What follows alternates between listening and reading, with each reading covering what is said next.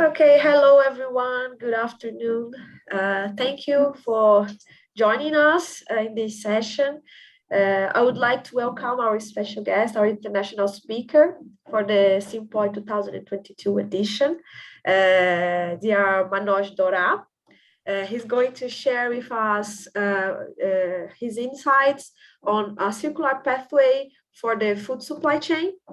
I have to say, Manoj and I know each other for a long time. We were PhD student fellows, and we were just talking about a very nice conference we enjoyed back in Cambridge in 2012.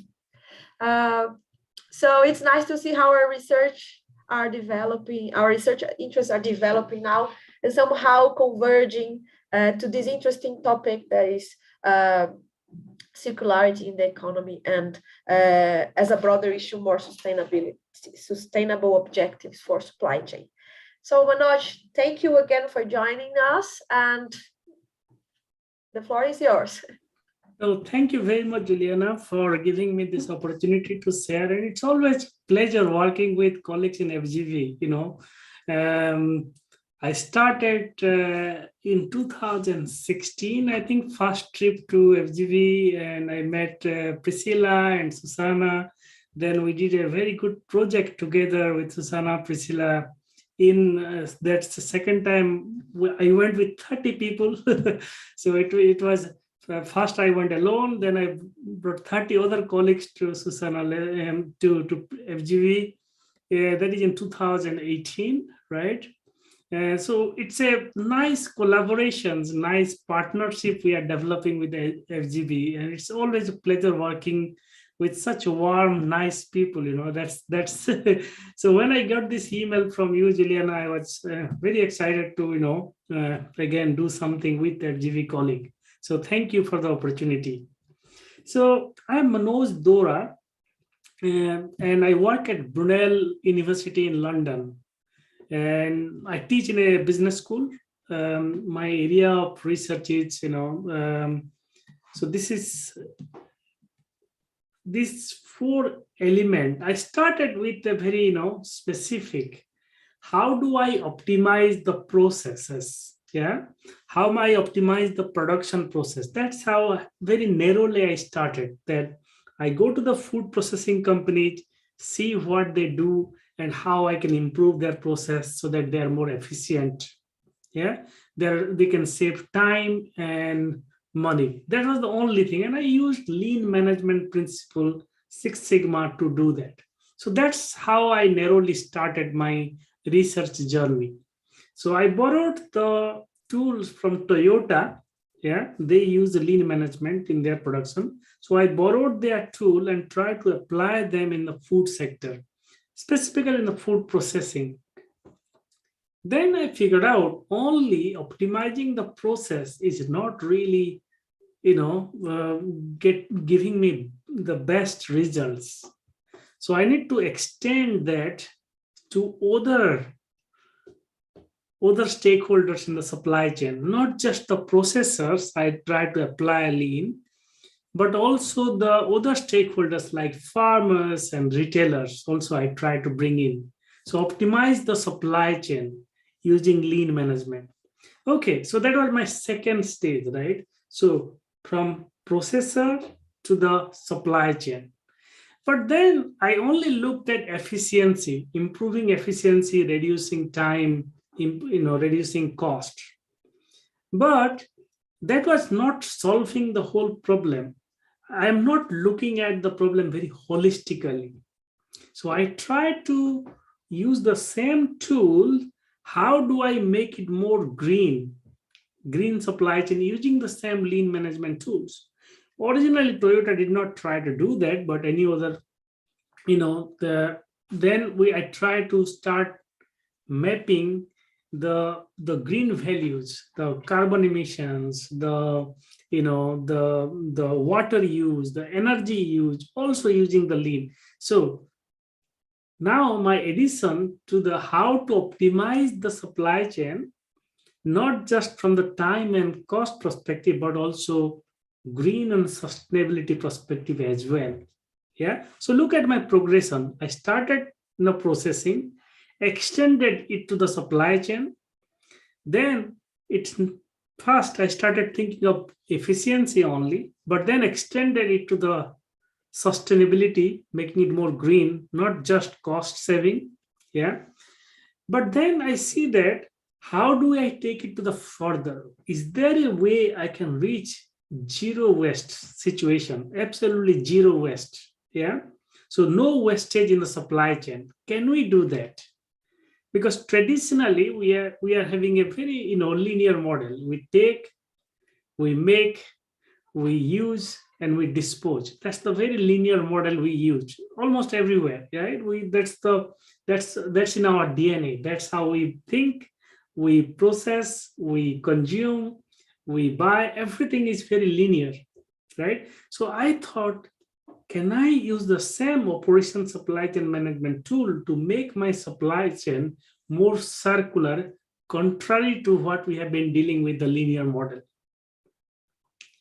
Then I again add another layer to it, because of we are living in a industry 4.0 situations, right? We are living in a technology orientation. How do I bring technology in the whole circular model?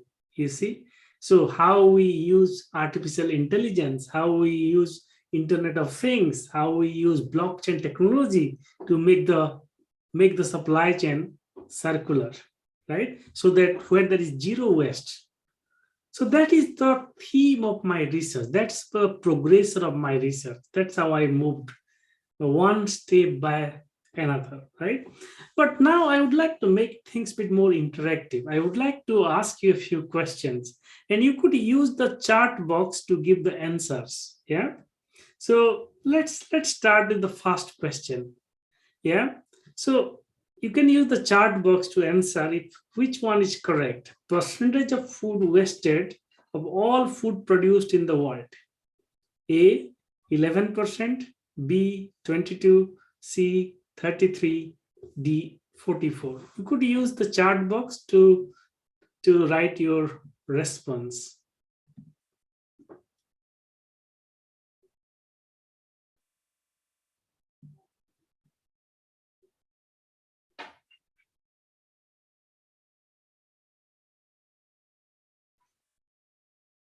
This also helped me to find out how many people listening to this talk.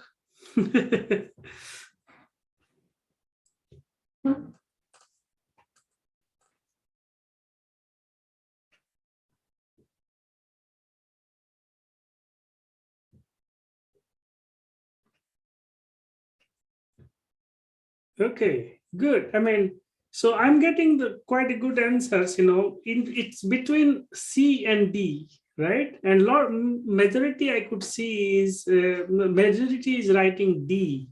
Yeah, according to FAO, we wasted 1/3 of all the food we produce. That is 33% of the food. It means if you buy 3 bananas, you throw one banana right away. Yeah. So that's what we do. 33% of all the food is being wasted. Okay. So that is one answer, right? The second one. Second is, which region wastes most food? A, Europe, B, Southeast Asia, C, Sub-Saharan Africa, D, Latin America.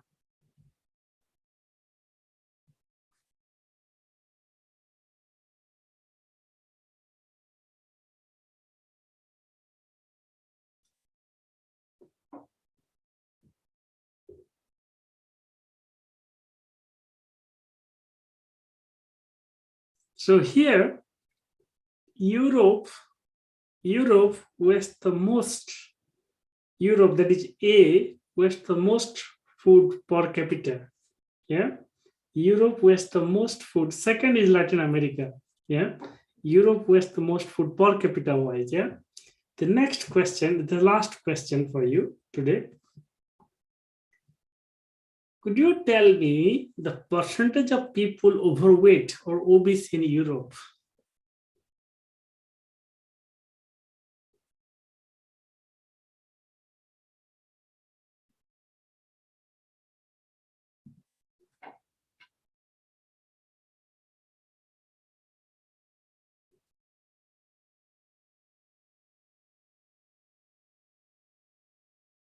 Yeah, this I think no one could got it because it's D. 50% of the people, 50% of the people in Europe are overweight or obese. So, okay, these three questions, right? How much food we waste, and how much food, the health consequence of food. So it shows very interesting dynamics. I mean, what it shows is that per capita availability of food is this much. We need this much of food. However, 1 in 9 people in the world are food insecure. They go to bed hungry. Yeah, 1 out of 9 people go to bed hungry. On the other hand, we throw away 1/3 of all the food. 33% of the food we throw away, but 1 of 9 person is going to bed hungry. So what I'm trying to say is that, look, we are not shortage of food. We have so much food. And in fact, we produce way more than what we require. But the problem is our supply chain. Yeah. How we deal with food is the problem. In one study, we found the food we produce, we touch or we handle 33 times before it reaches to your plate. Just think about it. 33 times the food is handled, or touched before it reaches to your plate. That means more handling, more touching. That means more possibilities of wastage, more possibility of food safety issue, and all those elements. So that means there is a problem in our supply chain. Yeah, that means you and me has a role to play. Yeah, because there is no shortage of food. We have enough food, but we don't have enough food, for the people and they are not able to get enough food. So that means you and me as a supply chain professional has a role to play.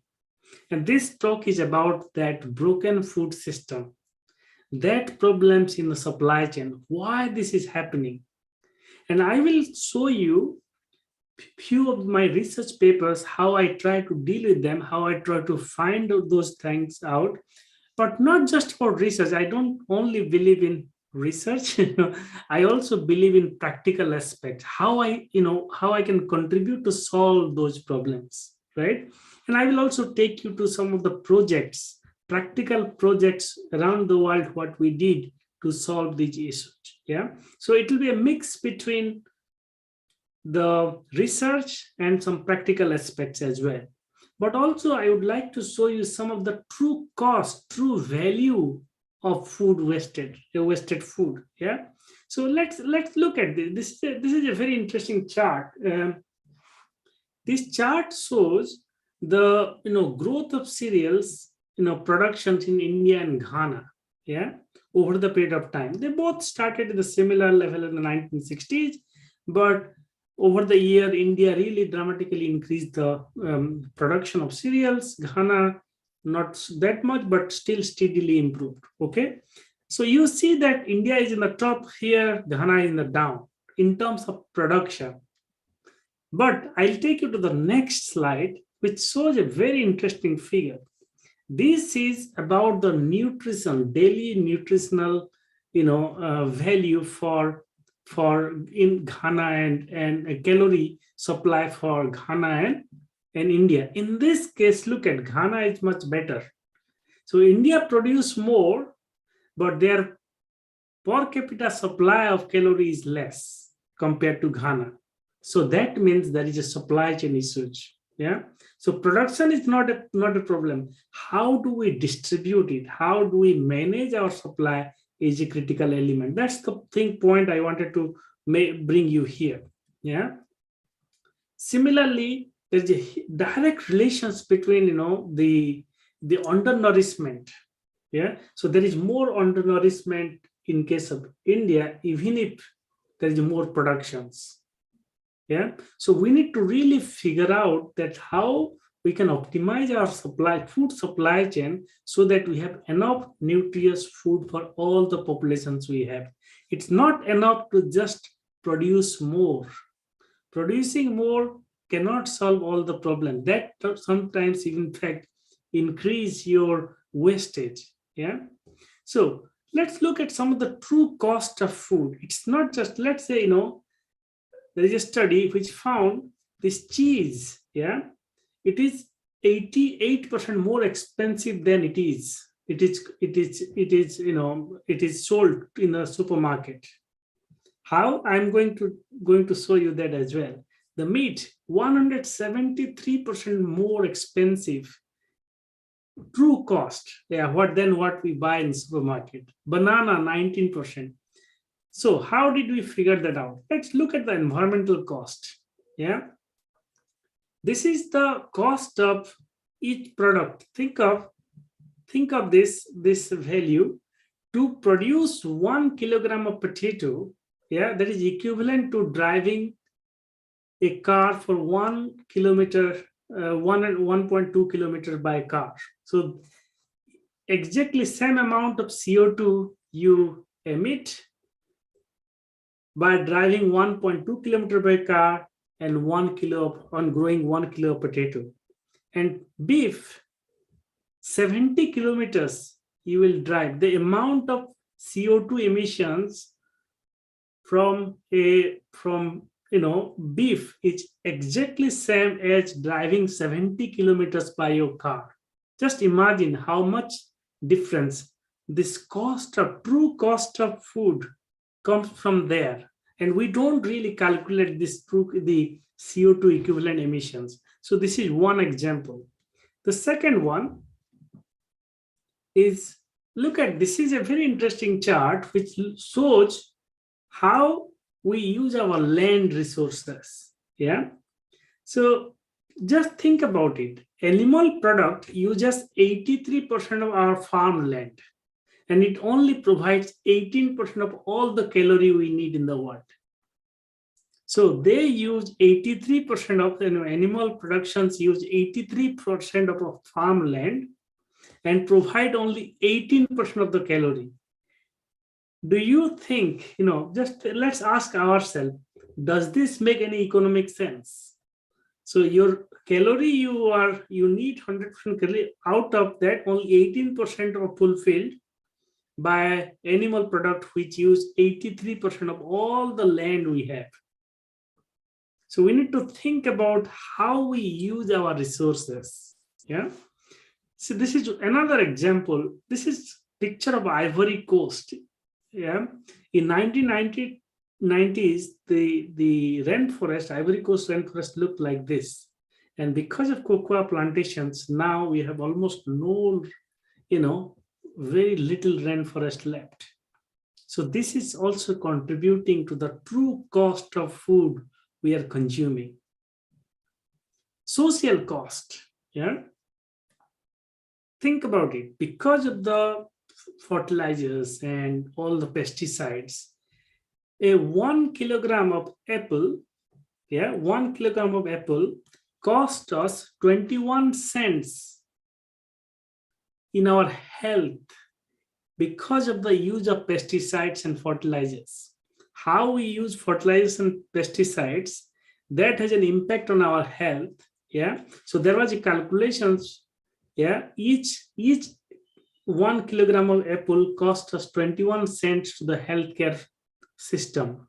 So that much of, that is another cost we may consider while we are buying our apples. So this is what we discussed already. 50% of people are overweight and obese. That is another social cost of food. Yeah.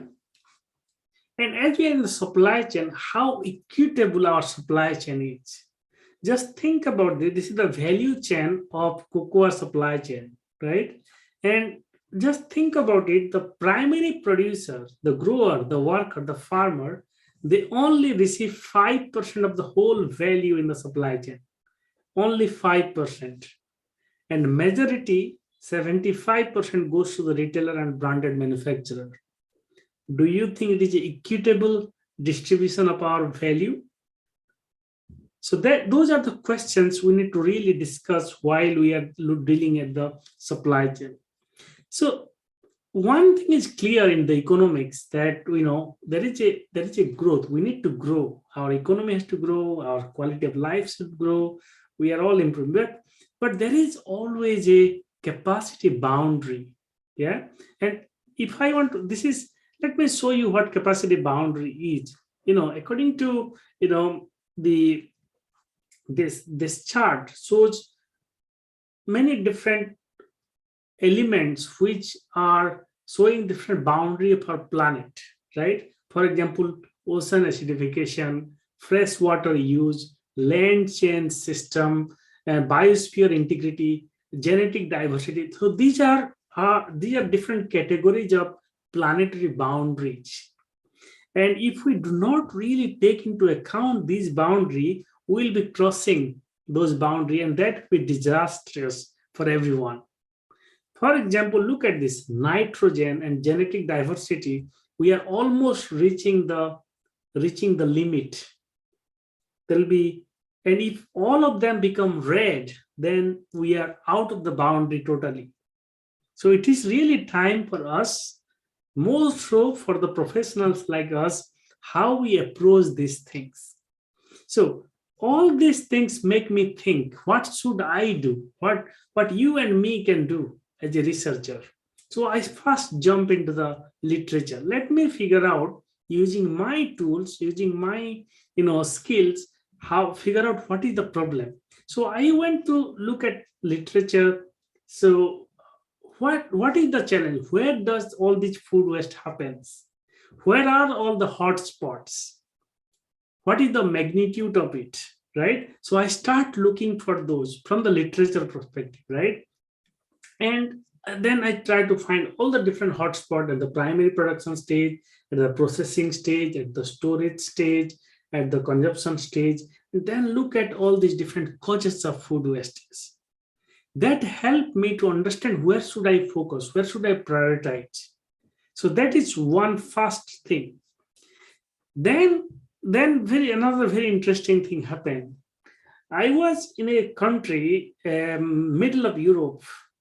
It's a small, nice, beautiful country, Belgium. Yeah, it's a lovely country, and more than that, they are one of the best country for food. Yeah, they really celebrate eating. Yeah, they decorate the food just like jewelry. They have the best chocolate in the world, right? Belgium chocolate. But that time when I was doing my research, I went to almost 50 food processing companies in Belgium. Yeah, to understand what happens inside there. So, and then I was exposed to the dark side of food processing. Then I could see how they really handle food. Are you guys ready to see the dark side of the food processing? Yeah? Are you ready to see some of the dark side of the food processing? Look how beautiful it looks in the restaurant, but let me show you how it looks. But I also wrote about this and published my study. But let me take you through what I did. I used this value stream mapping. This is the tool which I use to map the supply chain, and the processes as well. So I went to this company. Different companies. So look at this. This is a bakery, a big industrial bakery. And every day, tons and tons of breads are thrown away. Why? Because you and me do not like the side parts of the bread. Yeah? We don't like them. And then where it goes? It goes to the landfill. Just think about this. This is high quality Belgian chocolates. Yeah, really delicious chocolate. You know where this picture I took from the bin, garbage bin. They're all going to be landfilled. They're all going to be thrown away. I asked the manager why. He said that there is a bit harder than the specification the supermarkets required. just harder, a bit harder than it is required by the customer. That's why they all have to throw it away. Yeah. Look at this. These are energy drinks. Where did I took this picture? From the garbage. Why they are thrown away? Because somebody put a bad leveling. Yeah, they put a wrong label, and then it all has to go. Look at this.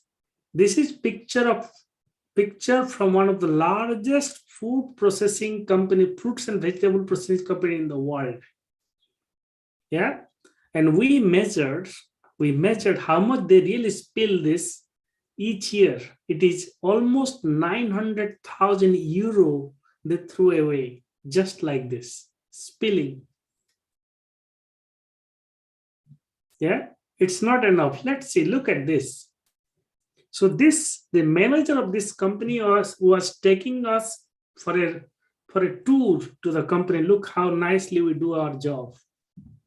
And what happens? All the salads fell off on the ground.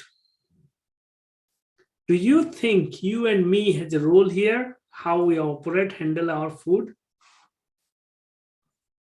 So like that, I have so many examples. Look at this bakery. Just because of wrong recipe, all this dough has to be thrown away. This is a fascinating case. It's a very lovely sausage making company, not far from Brussels. Yeah, it's not many people. Also, 45 people work in that sausage company, and this is one of the most popular sausage making company in that country. Everybody loves that sausage. Yeah, so this company were wasting so many sausages. Broken sausages, long sausages, short sausages, like that. They were losing. Think about it. Every year they could save a Ferrari, or if they could do something, they could buy a Ferrari each year and give it to their employee as the best employee if they could manage to save this cost. Yeah. And we did that. Let me show you how we did that, right? Look, just a simple, it cost us 5 euro. Yeah, in that country, it cost us 5 euro to solve that problem and save 400,000 euro. How? Look at this. You could see in that screen, there is a Q sign. Yeah, this Q represents quality. And each spikes represent each day of production. So the company make a very interesting, visual tool that if we waste less than 5% of the food, then we put green. If we waste more than 5% of the food this time, then we put red. So less we waste, we put green. More we waste, we put red. In the beginning, everything was red. Yeah, the whole queue was red. That means in a few days, all of a sudden, all the employees started getting the awareness of how much we are wasting the food. Yeah, sausages. Then the awareness starts coming. The training starts coming. The more proper use of handling starts coming. And slowly, they make the whole, the queue in green. That 5-pound visual tool could save them 400,000 euro. Just think about it, how powerful these tools are. Yeah. Then I also, this is written in Dutch, but that is their local language.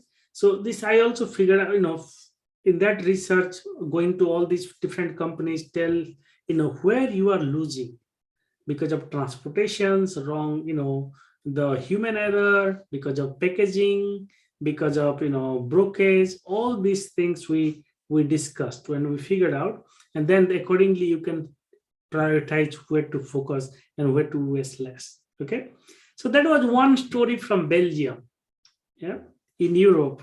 Now I'll bring you to another country, another project, and another research. And in the next to me, you could see is Professor Edmund Kagambe. He is the vice chancellor of a local university in Uganda. Yeah, so we were driving around. Yeah, so and we once asked this, on the side where these women are very much dependent on selling fresh fruits and vegetables. And we asked, there are a lot of bananas were being wasted because they have very little transportation to the main city. Then I asked, what is the challenge? Why these bananas are, not able to sell and it's going to be wasted? He said there is no transport. But it's very interesting that they had Coca-Cola easily available everywhere, every corner. Every transportation is possible. Cold Coca-Cola you can get, but you can't take do not have facility to bring your bananas to the market.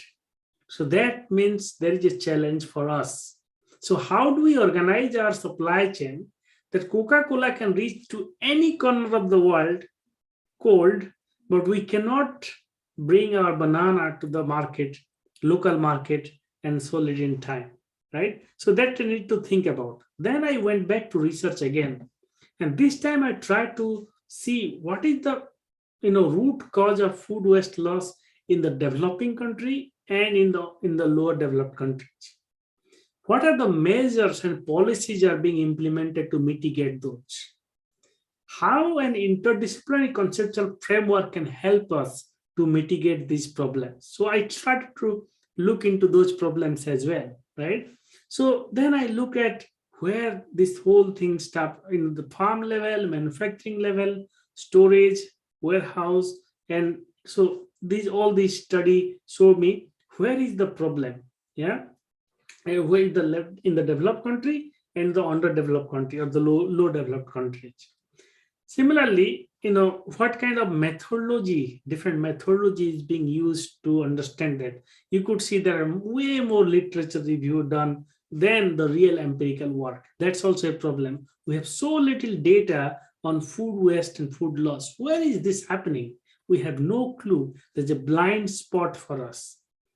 Then I went to really going to do a root cause analysis of what is happening. Is it at the farm level, at the manufacturing level, at the consumption level, at the hospitality level, at the distribution and retail level? So I did a very thorough, research on where exactly, what is the real cause of food waste in each different aspect so that you can really target. Yeah. So this is for the developed country. And also similarly, I also did for the lower developed countries as well. But here again, there's very little information which also inspire researchers like you and me to do more studies on this. Yeah. Then I look at all these different mitigating structure in developed country.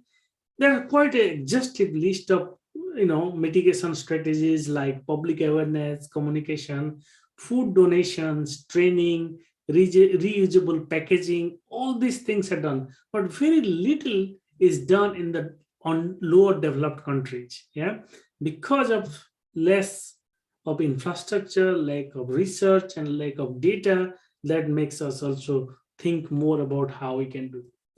Now, coming back to what we start with, that linear model, we take resources, we make something out of those, we use something, and then finally we dispose. That's what we do, right? That's in our DNA. That's how every suppliers look for it, every consumers look for it. So we design our product like that. So then we try to move it to a circular food economy framework. This we try to develop based on all the literature and research we have done. How do we reduce? How do we recycle? How we recover? How we redistribute? by using, charity, animal feed, anaerobic digestion, leftover, all those different things, how we can do to bring back value to the whole supply chain. So there will be absolutely zero waste. But let me also look at a very specific industrial problem we did. Yeah, this was also funded by British Academy, and here what we did: how can we capture industrial configuration and food waste flow in a supply chain with less complex, cost-effective methodological approach? Yeah, so we need to also, because often it is always an argument that being circular or being sustainable is very expensive. Being green, otherwise everybody could go for, I would like to be green, but I need to invest in it. It is very expensive. That is often the challenge, right? So we try to find which would be the most cost-effective methods.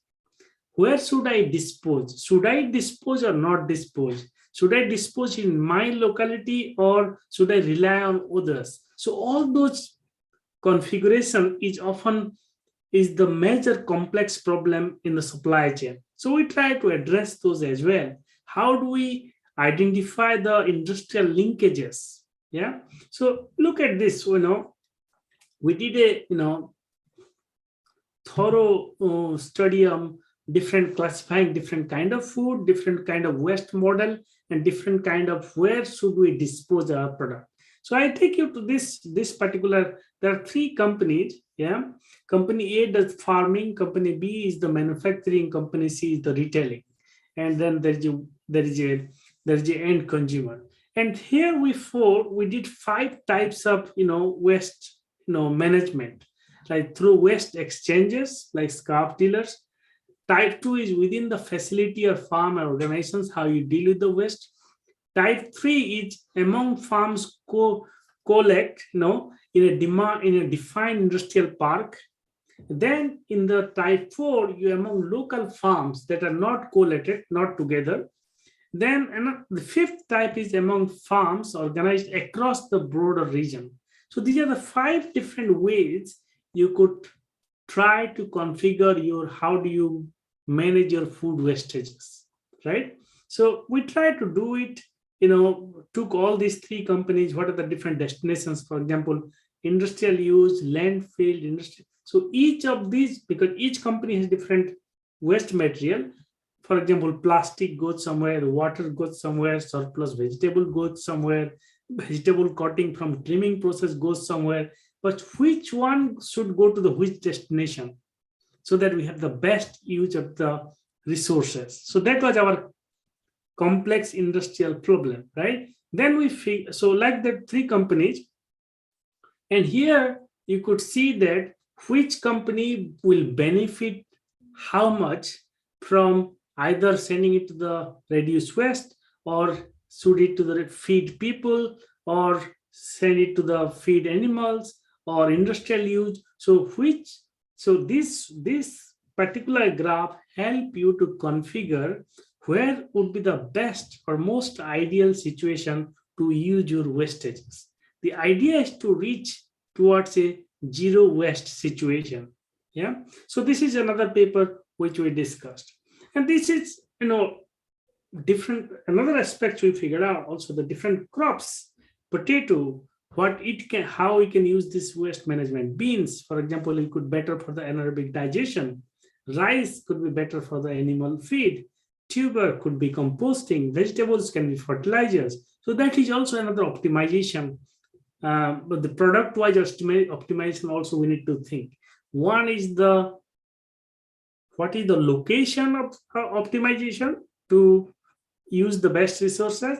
Another is product optimization, how we can bring the value back to the circular economy. Yeah. Now I'll take you some of the classic example of circular economy. Yeah.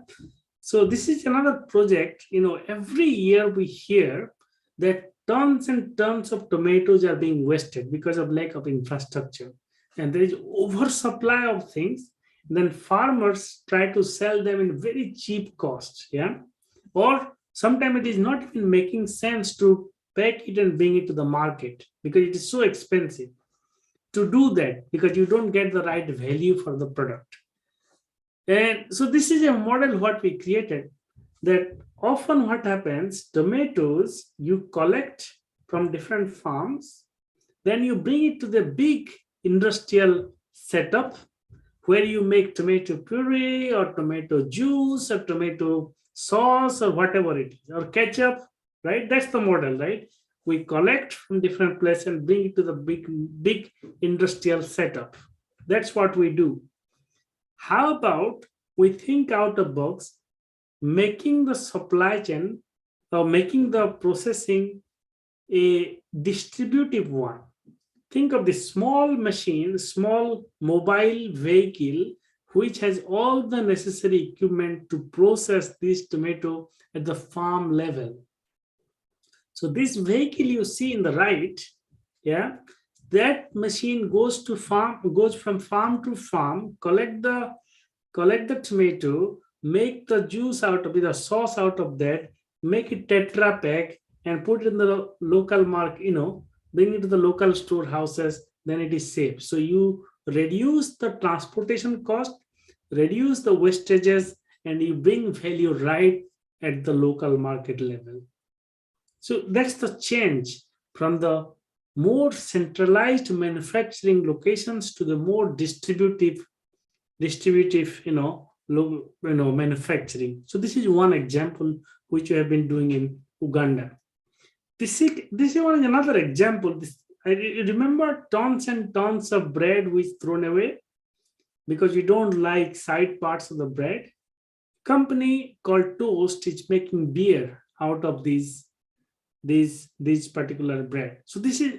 So what I'm trying to say, circular economy is not just solve our environmental social problem, but also it is a huge entrepreneurial, it's a huge business opportunity for young people who can look for opportunities how they can turn all this wastage into wealth.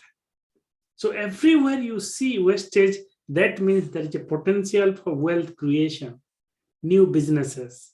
That entrepreneurial mindset has to come.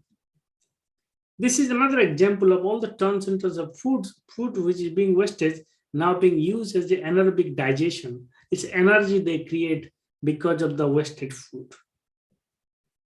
This one is a very interesting example. I have a project in Turkey and they process olives. And this company specifically, they make olive oil.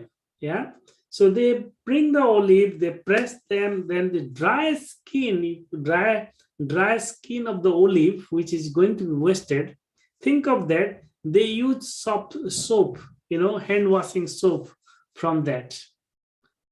Yeah. So hand washing soap. So oil is the main product and hand washing soap is also byproduct of this dry olive skin they out. So there will be absolute zero waste in the whole system. So in each and every situation, you look for an opportunity how you create wealth out of this wastage, which is going to the landfill, which will be not good for the environment.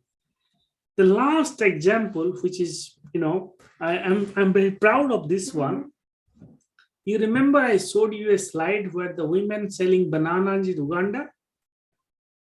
This is during the COVID, it was serious problem because, it's a livelihood challenge. You can't take your banana anywhere because of transportation issue, lockdowns and all these. So what these local women did, they put together, or they collected bananas, which is supposed to be get wasted.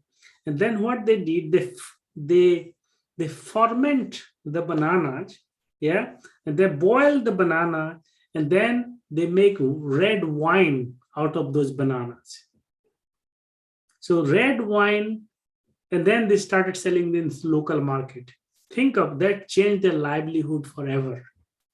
High value product, they created wealth out of wastage. So in each and every product in the supply chain, you could figure out, if you can find out the opportunity to make it wealth, it is there. Yeah.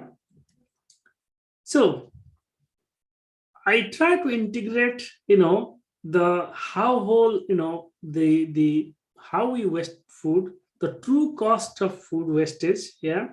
Then I showed you a few research elements what on the way I try to develop. Then I gave you some of the examples how this research is being used to create real impact in the society. You not just stop with the research but writing a paper. That is so little. If we are doing it only writing a paper for the journal and for the library, we are not doing justice. Yeah. So our research should be used for the people.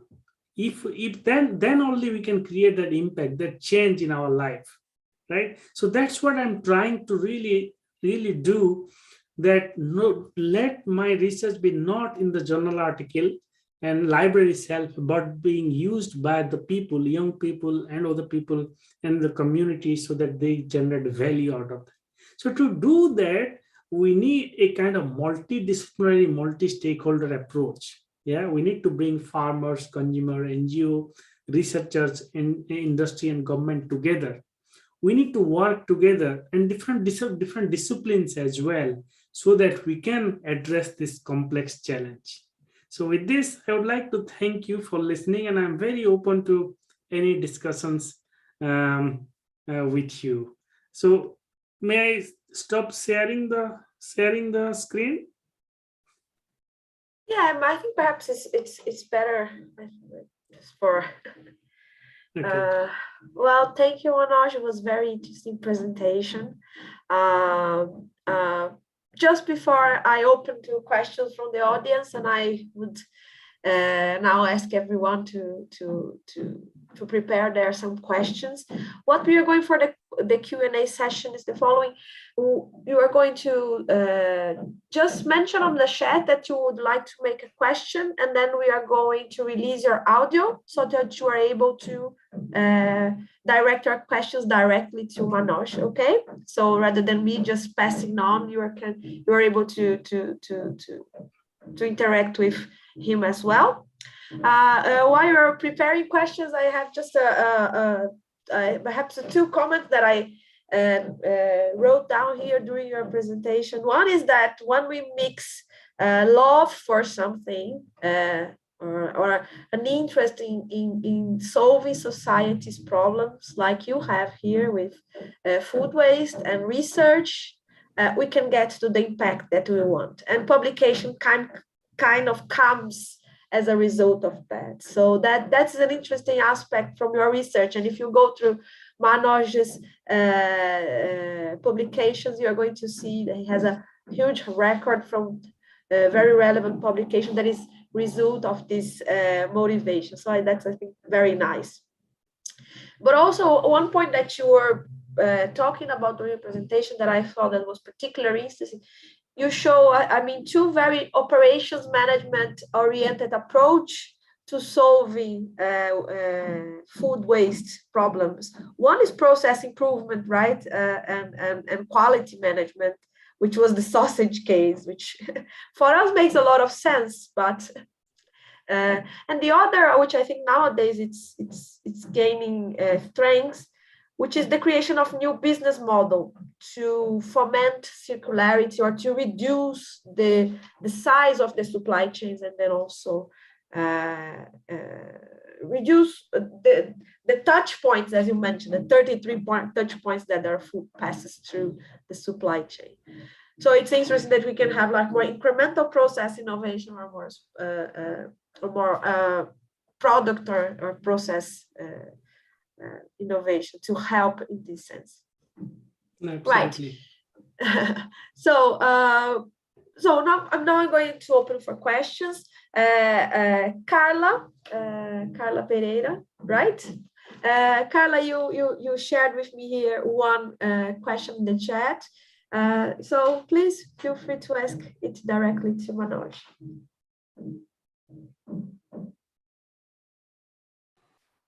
Hi, Manoj. Hello. Thank you very much for your presentation today. It was really delightful.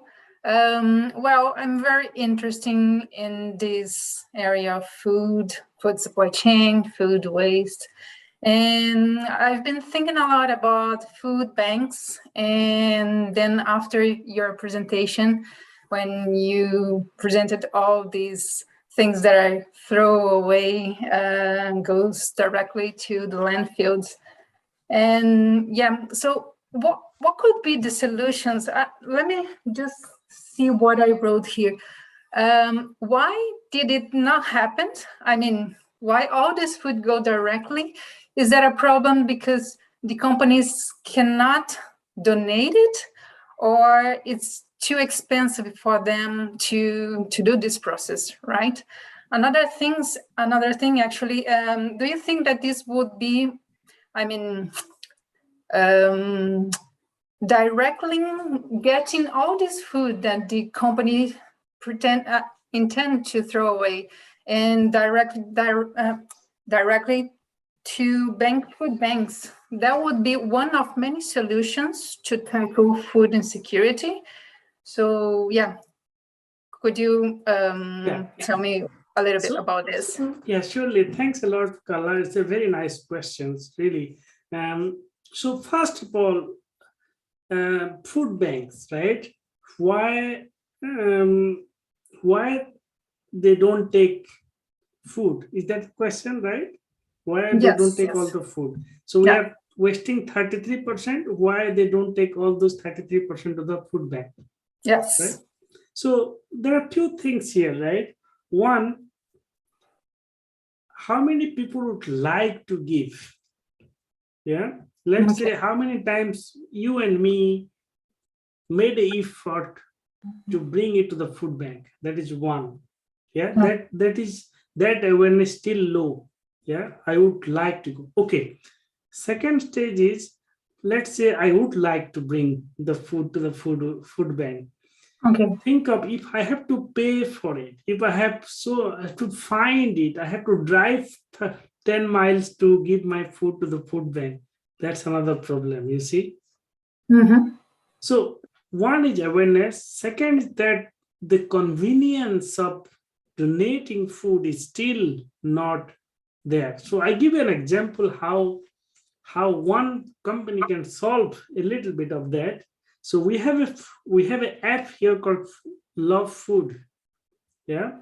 So you could put how much food is left over in your to who you want to give, and then it's like Uber. Everybody is knew about that, where your food is located, and they can come and pick it up from you. You see, so that kind of technology can also help you to make it convenient to distribute food without any extra cost. So it is always the cost aspect. Then we need to bring that kind of opportunities, that kind of new initiatives to make this cost down and make it more convenient for people to bring, and more convenient for the food banks to collect as well. Yeah, those are the things we need to do, and it is not yet very widespread. You don't use the technology that much. It's not everywhere there. The food bank infrastructure is also not properly there. Food bank infrastructure, can we make it a sustainable business model? Like Juliana said, it's not just about the processes, but also if you create food donation, food banks, not just as charity institutions, but as a successful business model. Yeah. Earlier, think of, you have a car and you are not using it. You have a couch, you are not using it.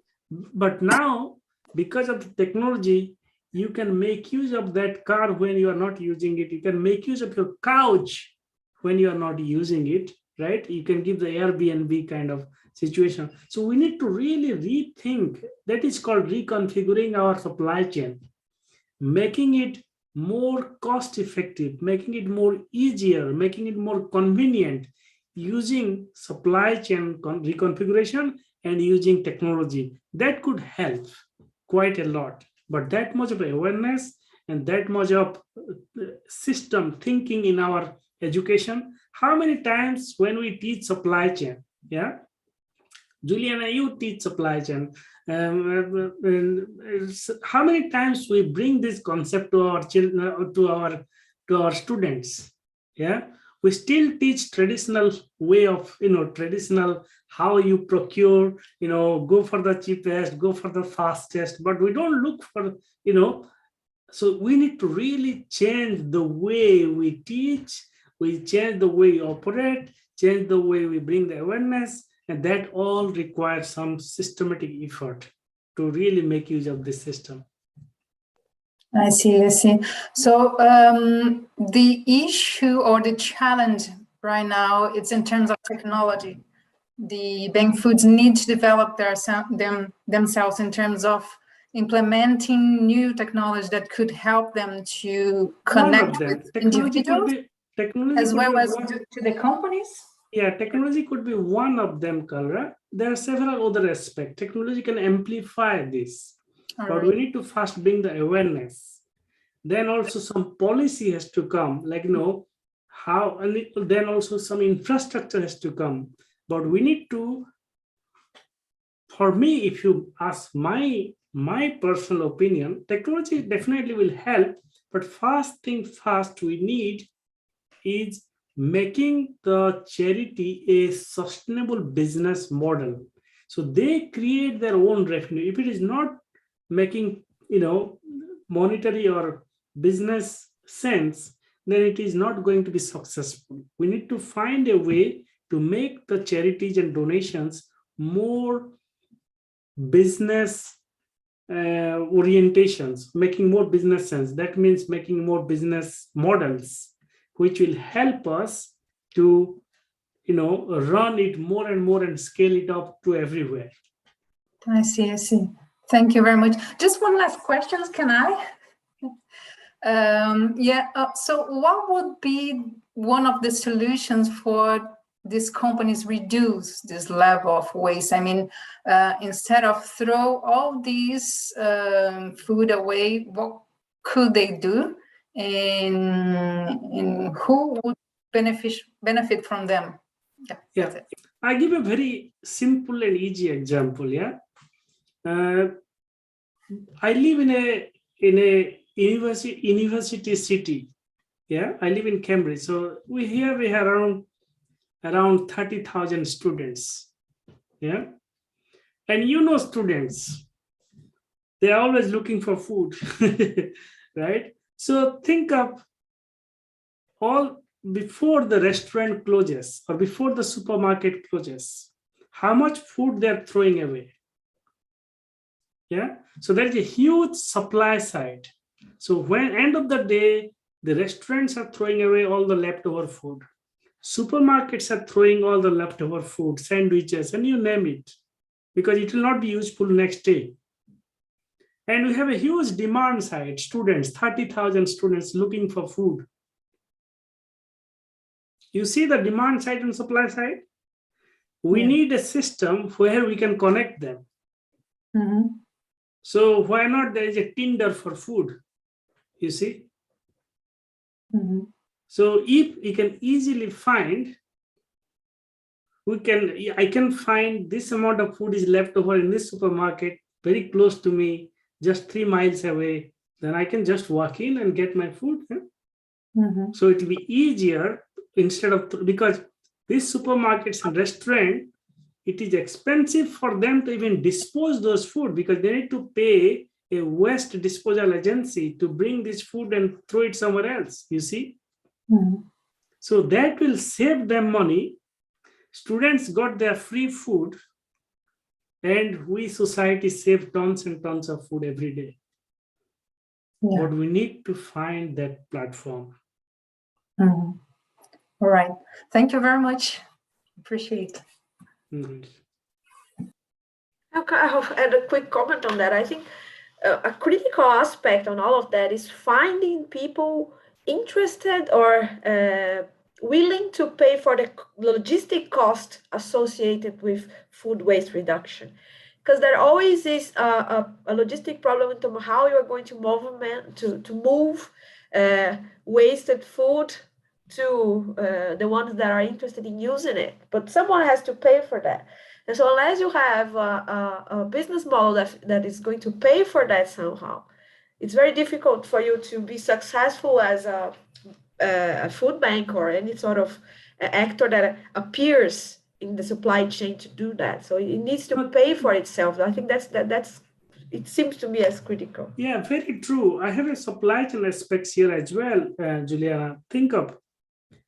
Just think of a farmer. Yeah, farmer cannot take all the not so good looking carrots to the supermarket because supermarket don't want that not so good looking carrots.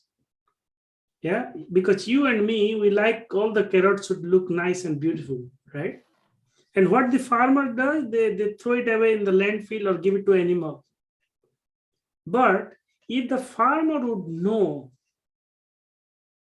if you and me can make the supply chain visible, transparent, if the farmer could know that in a 3-mile distance, somebody is making carrot chips or carrot juice or carrot something else, which doesn't need not so good looking. So that transparency is not there. The visibility of supply chain is not there. Who is located where? Yeah. So that means it gets very expensive. Another thing we did with that bread guy who was throwing away bread, it could so easily converted into fish food. Yeah. But you need to find who are the guy who are feeding fish. Yeah. And that's again supply chain configuration. You have to find that. So another aspect, what we are doing right now is creating a supply chain tower. Yeah. Where from the top you could see how the whole supply chain look like. Where are these surplus? Where are the deficit? Who can use which raw materials? That is not there. That's why it is so expensive to find who are your customers. And then we only on our laptop, we look for the best, cheapest possible way. We go far, and then again, back to the traditional supply chain. Great. Okay, so guys, more questions. Any other questions from the audience?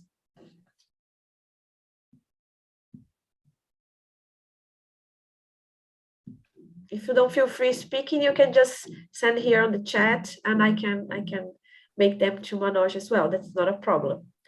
Marcio, perhaps you'd like to ask a question or comment. Let me try to formulate my question. Manoj, if you can point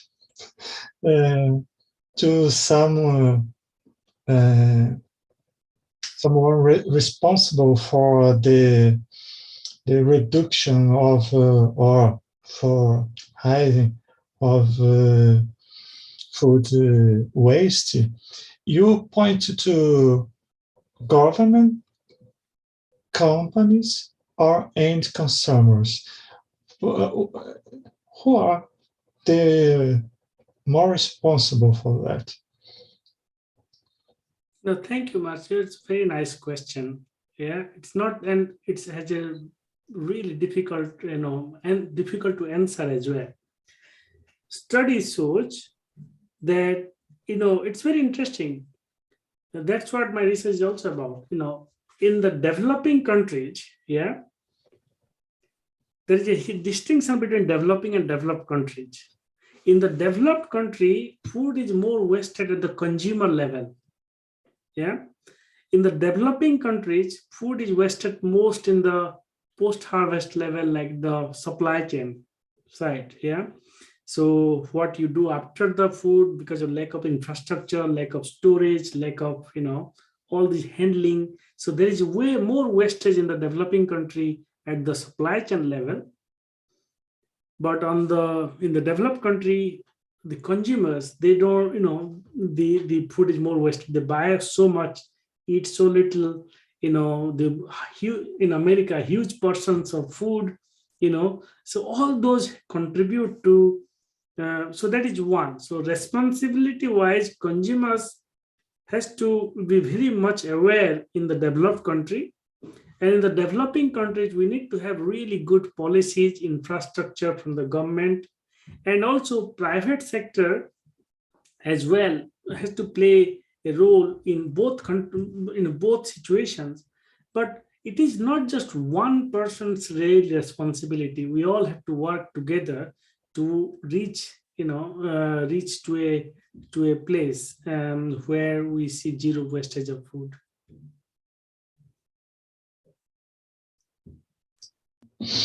Thank you very much.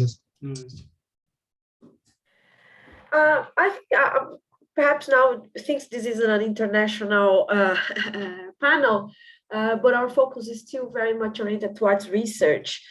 I have actually two questions in this sense. One really it's related to, it's as you said, multidisciplinary field, and we are an operations management audience.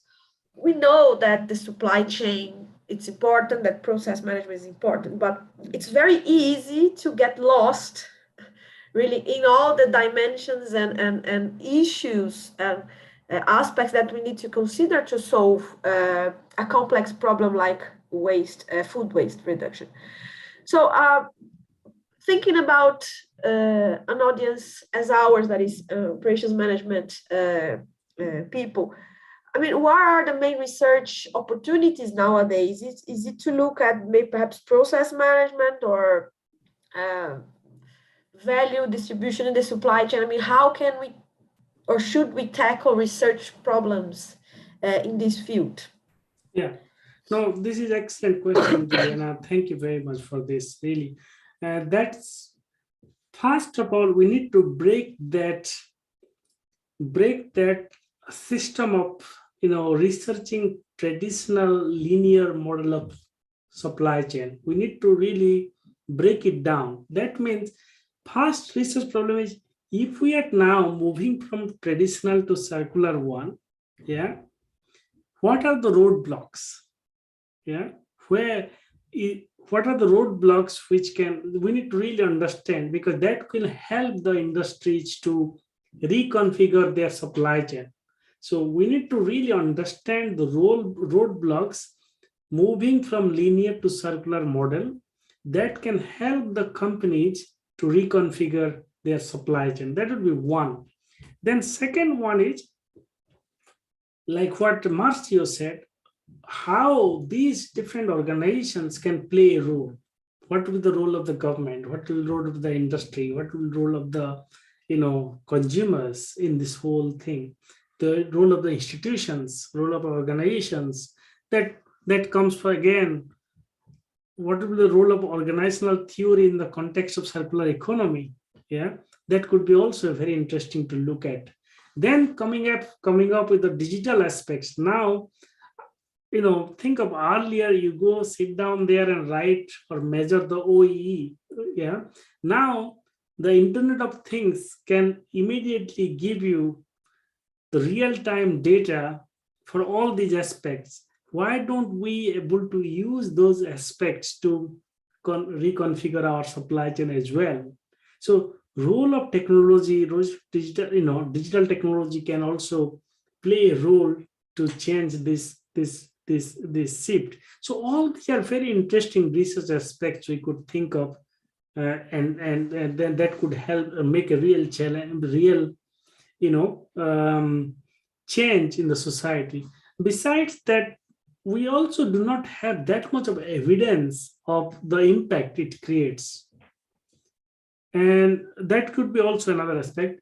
But also we need to really now show the company the shift from linear to circular makes actually a business sense. If you give a business case for them that they are really making money, they are really getting the incentives from moving from one to another, that is also not empirically proven properly. Yeah. So all these elements could be now looked into to make it much more interesting. Besides that, I already talked about it earlier. For example, the example of the supply chain towers, which can make the supply chain more visible, more transparent, can also help. Besides that, there are also different trade-offs. Yeah, trade-offs in the sense that, think of this: why a supermarket is not getting all these ugly or not so good-looking vegetables. Yeah, is there a way, different way of creating a business model? What should be the pricing structure? What should be the different selling points? That could be also another aspect to look into, so that all these not so good looking vegetables can be saved as well. So every time you need to find a kind of incentive structure, new business model, where you can prove that you can give the evidence that we should now really move from linear to circular model, and that is still we are not there yet. So we, as new researchers, can start thinking how we can work on those.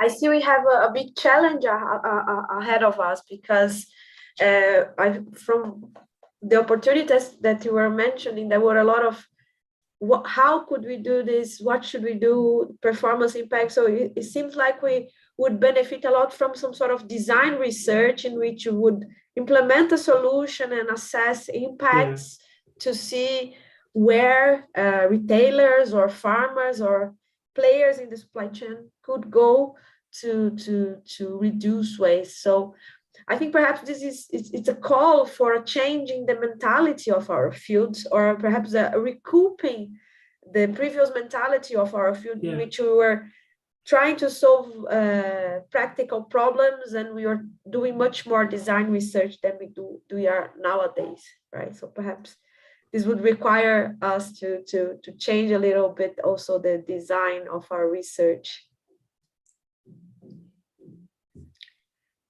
Right, so there is a question here from the audience. Just a minute.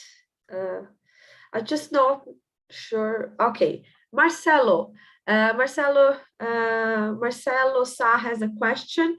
Claire, can I ask you please to enable Marcelo's mic so he can ask his question, please? Thank you.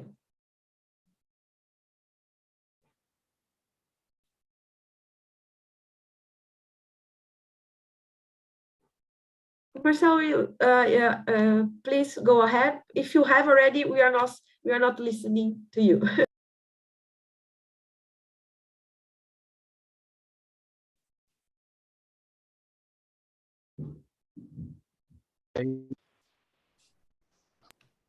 Oh, sorry. I'm trying to. Yeah, now we can hear you. Okay, thank you, Juliana. Thank you, Marcio. Thank you very much, Manoj, for insightful presentation. My question is a little bit the same that Marcio asked you, but I will try just to frame it differently. I think you know those spaghetti Western movie, the ugly, the bad, the good, the bad, and the ugly. Thinking about this metaphor, who do you think that are doing good for the food waste regarding the stages of the supply chain? Do you think that producers could be classified differently from those that are the processors or retailers? Where do you think that we are doing good in reduce food waste, and where we need to improve more? I really like the framing of your question, Marcelo. The good, ugly, and the bad. That's very good. So, so thank you. So, okay, it's again context dependent, yeah, where you are doing, what you are doing. So I give you from my own, I give you example from the real supply chain in Belgium, yeah. So just think of, I give you a specific example and you will tell me who is good, bad, and ugly, yeah.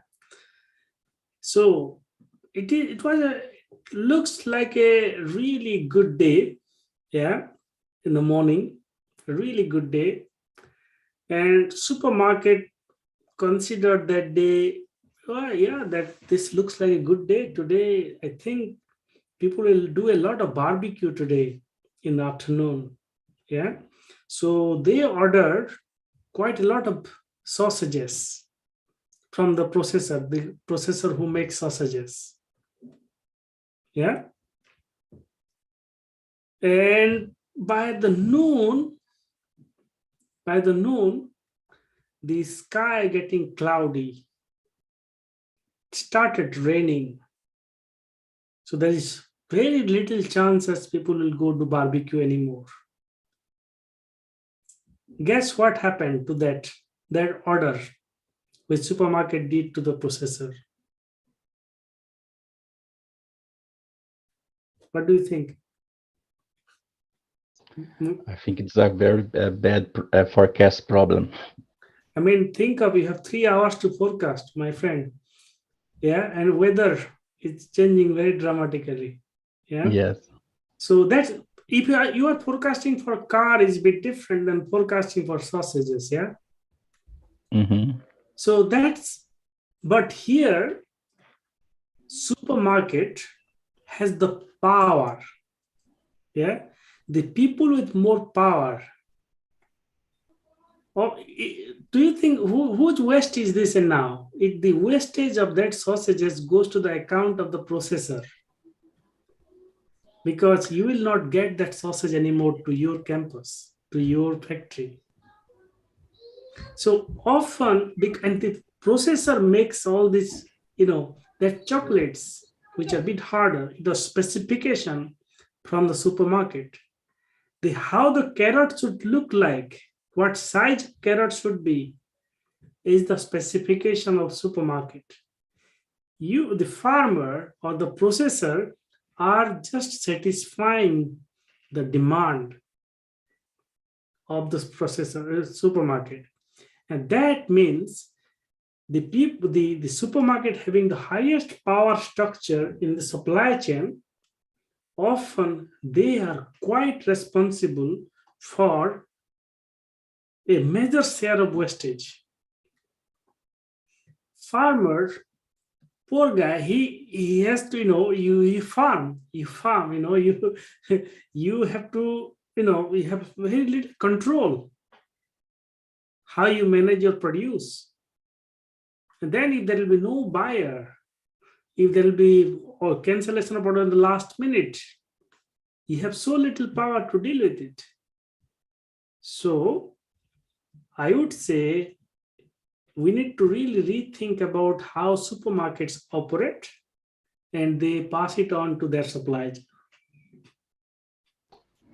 I appreciate. Thank you, Manoj. May I, Juliana? Manoj, there is something that's bothering me a lot. Is that most of the issues that you bring for discussion today are not new. And do you think that the only problem is the cost of the solutions for these problems? Or do you think there is something beyond the cost? No, thank you very well, Marcio. There are so many different factors, yeah. But I really do consider cost is one of the major elements, because it really drives your business decisions. If I have to invest on something to make my supply chain more greener, if I need to invest, I need to hire 2 more people to find me who are other people, to how I use my wastage. So every time you need to do something, you have the first aspects you consider is the wastage, the cost. The problem with it is that we don't have a very good long empirical evidence so far that the initial investment, the cost you are using now have a very long-term good value, not just for your company, but for the society as well. That is very hard to convince a CEO, especially a smaller guys. Because we are always, short-term driven, cost-driven, profit-driven, year-to-year balance sheet-driven companies. We learn to do that. That means your and my role comes in. We need to bring that evidence, empirical evidence now to these companies to really give them that, no, guys, you invest now 100,000. In 7 years' time, it will be return on investment will be way more. That evidence, I don't think we have that. Thank you very much, Manoj.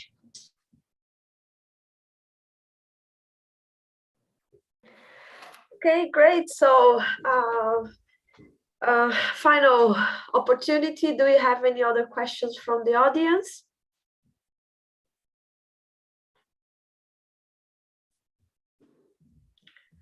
All right, so if we don't have any more questions, I would like to thank you again, Manoj, for coming and sharing your research, interests, and your knowledge with us.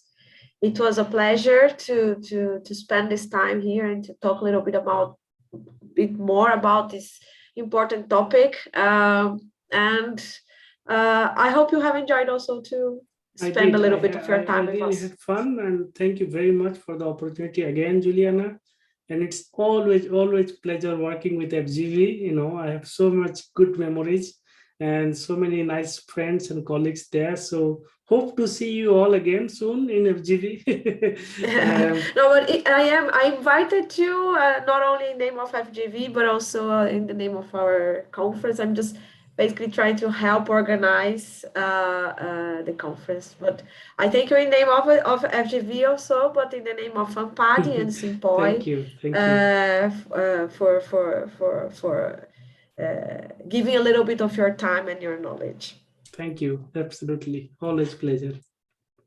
Okay, thank you. Thank you everyone for attending. It was a pleasure. Bye-bye. Bye-bye. Thank you very much. Thank you, Marcio.